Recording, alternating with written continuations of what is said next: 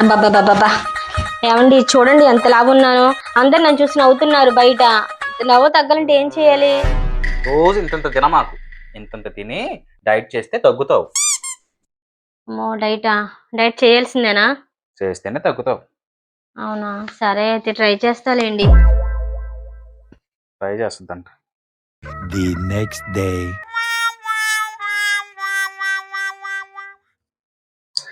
అదేంటి నిన్నేగా డైట్ చేస్తున్నావు అంత అన్నం పెట్టుకున్నావేంటి?